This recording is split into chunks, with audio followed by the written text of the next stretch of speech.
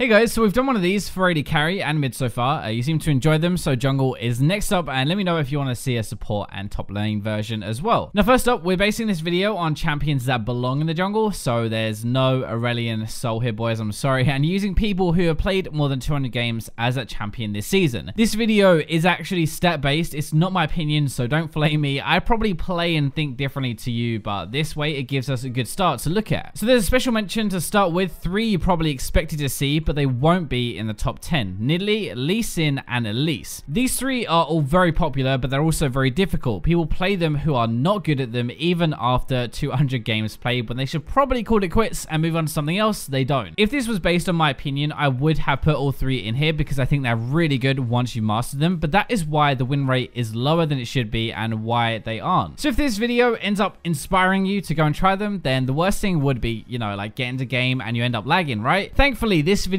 is sponsored by Haste to make sure you can carry without getting any lag spikes, packet loss, or high ping. Now, honestly, you know I'm a big fan. Like, seriously, it worked for me connecting to NA through Haste direct routes, and I'm from the UK. So, yeah, if you're from NA, go and give it a go with the free trial down below. So, starting off, our list at number 10 is going to be Kindred. Pretty much an AD carry in the jungle, right? Super squishy, easy to mess up, but really good when ahead, and she has some items. At 200 plus games, we have a 54.98% win rate. So, the games before you start to win a lot more as well would be the 50 to 100 bracket, so you need at least 50 games before you really start to carry. Late game champions, or like champions also with more items, tend to do much better with experience because you learn how to get fed earlier into the game, which means you get these late game items a lot sooner. Kindred is pretty weird as a kit though. Even just the ultimate is completely different, right? There's like a fine line between clutch and just wasted, or actually helping the enemy team stay alive. Everything about her is strange though with Wolf, like the area thing, the dancing around, her passive stacks. It means you've got to actually manage clearing properly. So number 9 is Shyvana. Another similar idea, good with items, weird kit, which is pretty different to anything else like any other junglers you might play. The win rate at 200 plus right now is just over 55%, and really the bracket you need to get, like the number of games you need to get, is 150, which kicks into another level. Now this one is kind of weird though actually, because normally champions that are overpowered when mastered have a low starting win rate. So like when you start with a champion, you don't master anything, you haven't actually played them very much, so you suck. The more you put into them, the better they are. There is a lot to master, so that's why they are so strong eventually, but not to start with. With Shyvana, actually, she is strong just from the get-go. All this is really telling us, though, is that right now, in this patch, she is a beast jungler in the current meta. The 200 plus is showing us over the whole season. Less than 50 games is like players who play her over a few patches normally. She is a bit of a weird champion, though, and the more you learn her, the more she does, the more damage you're going to do. Like, the more you realize that you actually have the damage to kill somebody. I have seen so many Shyvana players dive in with everybody spam pinging question marks, like, what are you doing? And she comes out killing everybody. It just takes time to learn that aspect and learn what you can do. For number 8, we have Rengar, who is not much of a surprise. Takes a little while to learn his kit, but also which like empowered ability you're supposed to be using at the right time, when to ult and stuff like that. The 200 plus win rate is slightly higher than Shyvana, and really you only need 50 games now to be pretty good with Rengar. In some ways, Rengar is pretty easy because you can just spam Q a lot as like every ability, flying with your ultimate, and it's easy, insane damage. The bigger part really is like how you take that to a next level. How do you win hard games? How do you get ahead every game? How do you like one-shot people surrounded by their entire team? A good Rengar is really hard to play against, and actually insane late game as well. That's kind of the scary part. Like there might not be a massive amount to master. Like sure, you've got the empowered abilities, using your ultimate properly, and like knowing actually what you're supposed to do late game, but once you actually figure that stuff out, you end up winning a lot of games. So number 7 is Rammus, and this is one I definitely didn't expect to see. He's not really that hard to master, but he is here apparently. With 200 plus games, you win a lot. This is partially to do with how strong he actually is right now. People are picking him up kind of for the freelo, which fit into this sub 50 category, so you know he's actually good to climb with straight away because there isn't really a massive difference between a new Rammus and an old one. I'm gonna bet a lot of this comes down to gank pathing, consistent impact, and knowing how much damage you actually have, but even for a tank. Another big part is the engage, so knowing what to do mid game. Any idiot can press Q and run into lane and catch people with mobe boots during the lane phase. Catching people out mid game is a lot harder. A good Rammus will control the entire game. This one is less about the champion and mastery of like the mechanics and stuff, but more about how you use that champion and use those abilities to win games, if that makes sense. So finally, we are getting into the ones that are a bit more expected. Shaco is kicking us off at number 6, and he is only going to be as good as the player playing him. We're almost getting into the 56% win rate over 200 plus games now, which is actually a crazy high level. The funny thing is though that the jungle just seems to be a bit easier to master in general compared to other roles that are late lanes. It's actually probably that champions aren't as important as knowing farm and ganking routes and actually how to jungle, because if you know how to jungle, you can take that onto most champions. Shaco has a lot more to offer though when you know what you're doing. Sure, his early game is really nuts for ganking, that's kind of what he's known for, but like it's actually his late game that really takes everything to another level. That is what separates an okay Shaco from a really good one. It's not how it used to be, but think about it now. Duskblade, Infinity Edge, this kind of stuff means that he can one-shot anybody later, which is an asset he didn't really used to have. That was a lot to do with the invisibility changes. He can actually slide in properly. Now, it's not just how to do that, but also whether to split push or to fight. A good Shaco can almost just kind of out-game knowledge you, take towers in hips, and never really get caught for it. So, number 5, always a champion that seems really squishy and useless in the hands of a new player or your teammates, but so insane and does so much damage on the enemy team. Reksai is just above Shaco at the moment for 200 plus games played, and you only really need about 50 games to get really good with her. The new Reksai is ridiculous early game, but in my opinion, definitely falls off a little bit as we go into the game because most people are building damage. That means it's not really just like how to play the champion that you have to learn, but also how to use your lead as well. It's a bit more pressure to get stuff done early, creative gank paths over walls with your tunnels, knowing your damage, which is pretty different to most junglers. A lot of it does come down to learning your damage though, learning your tunnels, how to use them in teamfights properly, and how to get ahead. But once you have that down, the mastery can win you a ton of games because you win the map so hard. Nunu actually would have been here. His win rates are insane. His highest is about 61% before 150 games, which is crazy. We're not including him though because people barely play him. There isn't really enough data to back it up, and Nunu is not a hard champion to master either. Instead, at number 4 then, we're going to have Twitch, who is not a typical jungler, I know, but this season has made a name for himself as this pocket cheese pick that is actually a good jungler, like actually a legit jungler. At 200 plus, we are now jumping up to 57.27% of a win rate, and that is partially just because he's such a strong champion anyway. It isn't easy playing an AD carry in the jungle though. Everything is way more punishing. If you get counter ganked, if you misplay the gank, the laner can probably just burst you, like being invaded or found 1v1 is dangerous. All of these things can get you so far behind and get you killed. If you learn how to gank properly early though, with these cheese ganks and stuff like level 2 and Snowball, you can be ridiculously strong, which is why he's so good when you've mastered him. Twitch jungle wins most of his games after 30 minutes actually. That means you've got to balance farming, ganking, and holding on until that point in the game when you're really strong. It's quite a hard mix you have to learn to manage actually, but you earn almost more gold than anybody else. You get the most kills and almost the highest damage out of any junglers. So before we get into the top 3, as with every video like this, I'm going to ramble so you can pause and leave a comment with your guess. See if you get the best junglers to master correct or not. And by the way, pre-nerf Graves at the start of this season when he was really good would have been about here actually, but not anymore. So number 3 is a surprise to me. I didn't think a good Kazakhs was that dangerous, but actually once you mastered him, he goes to another level. We are now up to over 58% win rate when you get over 200 games played. That is absolutely crazy for a champion. Kazakhs is full damage, right? As a champion, that means 1, you have to know your damage almost perfectly to know if you can dive in or not, and 2, you can't really make mistakes or you're just going to get blown up. I have seen some absolutely demolish, like especially with Duskblade, they rip apart people and do way more than anybody expecting. Normally way more than they expect. That part isn't really that hard. The mastery is mid-game. Playing an assassin on lower income because you're in the jungle, you're not getting as much gold as your solo lanes and still killing things. You know how much like a Zed or a Fizz or like a Talon, for example, fall off in the mid-game because everybody gets defense and stuff. Kazakhs has that problem, but he doesn't have as much gold in damage items anyway. It's not easy to flank things, to dive in and be useful, know when to go, when you can burst, who you can burst. All of this stuff really separates an okay Kazakhs who just got fed, kind of got lucky, to one who hard carried the entire game. The second one is not a surprise here at all. You should have got this. Ivern is one of the most broken champions when played properly and insane once you've mastered him. We are now above a 59% win rate for over 200 plus games played, and he has one of the most insane win rates honestly I've ever seen. He was really strong at random times this season, remember, but still it does show that if you can master this guy, then it's definitely worth your time. Ivern is basically a support jungler. He doesn't work like any other jungler you're going to play. His clears will be different, his ganking, and even his playstyle is different. You're kind of there to be more of an annoying helper, I guess. Like a good Ivern actually has the least deaths per game, most assists, and yet manages to get the least gold out of any jungler. When you're able to do that much work with so little gold, it means the rest of your team is getting way more gold, and that is going to be such a good thing for just helping everybody out. Playing with an Ivern is really weird. Like they just seem to kind of run around and you don't think they're doing anything, but they still have some damage with Daisy. They disrupt forever. They have such a big impact under the radar, and he's just so hard to deal with. That is what the mastery really leads to. So number 1, I don't think people would have got this because because this was a surprise for me. I got here and I couldn't believe how high Jarvan was. Over 200 plus games, he is on a 59.55% win rate, which is absolutely insane. There is a massive jump when you get past 200 games played. Some of this kind of does make sense though. Like a good ganker, a good team fighter, and he has varied builds as well. So some games you're going to need the damage to carry. Some games you need to get tanky to engage properly. The EQ flash, for example, for an even longer range engage is actually brutal. It's very hard to pull off, but that mastery leads to so many more kills than you'd otherwise get. It's kind of small things like that, I think. Knowing where to be, how to get that early lead, gank, and turn it into a game win. It seems really strange, to be honest. There isn't a ton to learn about his actual kit, but it seems like if you master Jarvan, you stand the highest chance to win a game as a jungler right now. Now, not everybody has time to master a champion. I know that. If we looked at champions that were best with 50 to 150 games played, it would look a lot different. Nunu would be at the top, then Shaco, Rammus, Shyvana, Zac would have been here before his nerfs. He's still going to be okay, but just not quite as good anymore. Kindred we have then,